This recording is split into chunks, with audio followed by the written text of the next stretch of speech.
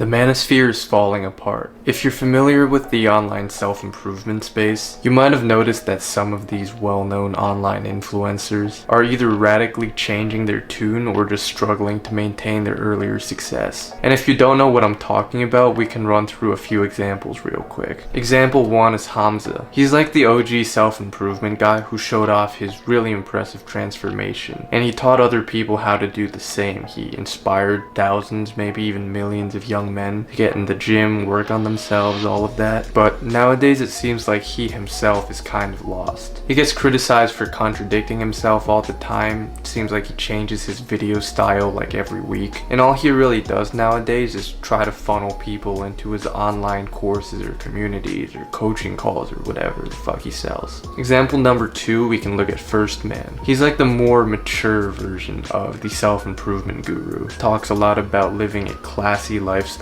and his channel has almost completely fallen off nowadays. His views are tanking. I think he deleted like all of his previous videos, and he's doing this thing called 1M House, where he's basically, long story short, trying to scam his followers into buying him a house, which he can rent out as a timeshare. Example 3, we can look at the Walter guy from Fresh and Fit. I think Myron is fresh and Walter's fit or some shit like that. But yeah, he's one of those guys who talks about like traditional values when it comes to dating and shits on these shallow materialistic women. And this dude recently literally got exposed for getting a gold digger pregnant. Example 4, we can even look at Wheat Waffles, who is this looks maxing guy. He's one of the black pill guys that really talks about how much looks matter in dating and relationships. And his videos really helped me a lot personally, because I used to be as ugly as fuck.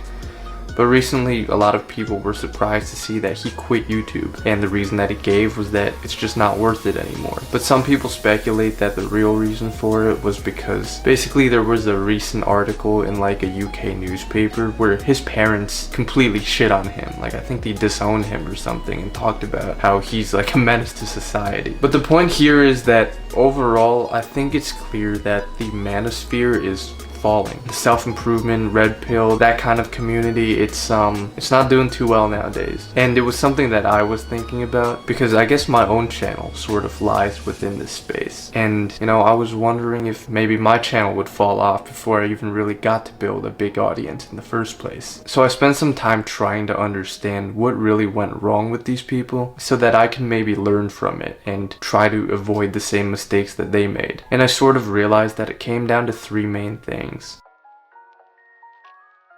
Nowadays, it's obvious that everyone is trying to sell you a course, and I think people are starting to catch on to this. I think the audiences of some of these online gurus are starting to see that it's just an obvious cash grab, and you can point to so many examples of this. You've got Tate with the Classic Hustlers University, the real world type shit, and then look at Hamza selling his Adonis community or private coaching calls for $5,000. That Iman guy, everyone knows him. Basically, all of his videos just serve as a funnel to get people to buy into his agency course. These people are all just using the same exact playbook, and people are starting to catch on and realize this lack of authenticity, really. Because if you think about it, all of these self-improvement guys, they got popular in the first place from being authentic. They offered genuine advice and didn't ask for anything in return. But now they get a little clout and they start to basically say that, oh, the only way you can really improve is by buying my course and paying me money. You know, it seems like everything has to be hidden behind a paywall nowadays, and it's just kind of annoying how everything seems like one giant sales pitch instead of someone genuinely trying to teach you something valuable. It seems like all of these gurus really place profit over authenticity when it comes to their content. Now, I've personally never bought one of these online courses or communities, and maybe I'm wrong, I'm willing to admit that, but from what I've heard from people online who bought these things, it looks like what they do is just repurpose free and widely available information and sell it under the guise of something exclusive. They use all these manipulative funnels and high pressure sales tactics to lure you in and promise a quick fix to all of life's problems. Time's up, you gotta join now or you're gonna miss out on this opportunity. So it's really no wonder why a lot of these online gurus are losing their support from their fan base nowadays, because that's what happens when you don't treat them as people in an audience. You just treat them instead as another lead to convert.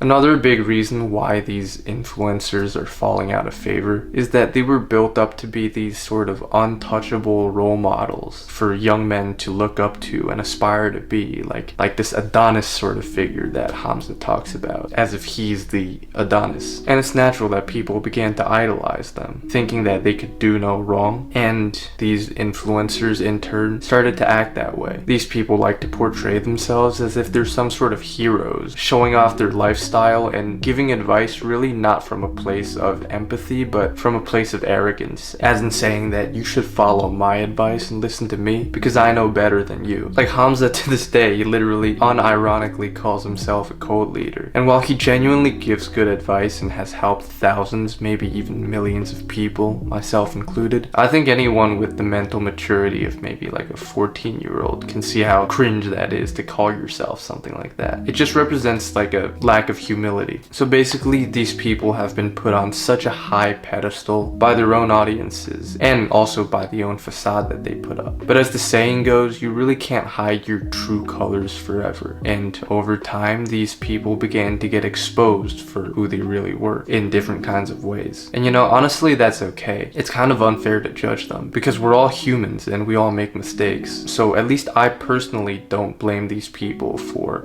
fucking up or even accidentally acting hypocritical in their personal lives, because no one's perfect. And we usually accept that pretty well. But when you contradict yourself in such an obvious way in front of such an audience of millions of people who previously idolized you, yeah, obviously the audience is gonna start to not be happy with you. They're going to think they've been betrayed, which they sort of have been. Like Walter, the fresh and fit guy, spreading like a generational message about how you should avoid hoes and gold diggers and shitting on shallow materialistic women, and then hearing that you got a gold digger pregnant. Like, there's nothing more ironic than that. Bottom line is this, that if you broadcast your supposedly perfect life to the world and act as though you have everything in life figured out, then you're gonna have to really live up to those standards that you set for yourself. And when you don't, because at the end of the day everyone is human, then you should be ready to face the consequences, or in this case the downfall of the idols of the Manosphere.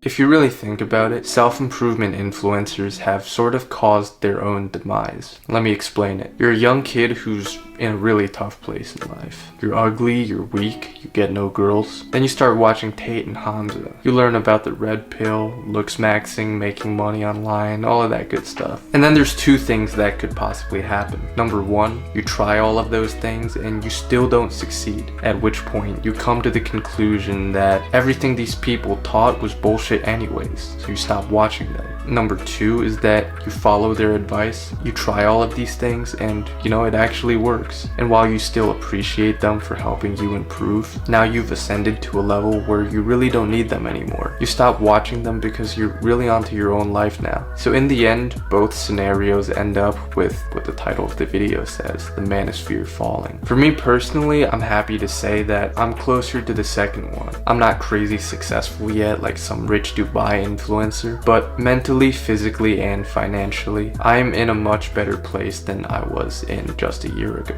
And looking back on it now, I realize that I've actually moved on from the Manosphere. But even though I now see that a lot of what they taught was sort of wrong or even cringe, it was what I needed at the time to help me grow. But people change, that's why trends come and go, and that's just life. The reason why I don't need these influencers anymore is because I have a stronger sense of self. I used to want to be the next Hamza, but now I just want to be the first me. I started this channel because I've really improved a lot, and I genuinely wanted to help other people who were like myself in the past. And I have, because there have been people who have personally reached out to me saying that I've actually changed their lives, and that means everything to me. But one thing I'll never do is insist that I'm right in giving my advice. I'm not someone who knows better than you. I'm just a kid trying to figure out life and share my ideas in the process. And if if my ideas happen to help you, then that's great. But if not, then that's also fine. I don't give a shit. I'll never need to defend or rationalize anything I've ever said, because I'm not trying to live up to an image of some kind of guru who knows it all. Everything I say is just a genuine reflection of what I think and feel in the moment. And that's the key word, you know, in the moment. I'm not a cult leader. I'm not a top G. I'm not any sort of guru. I just hope I can make a positive impact on the world without having to sell you an online course.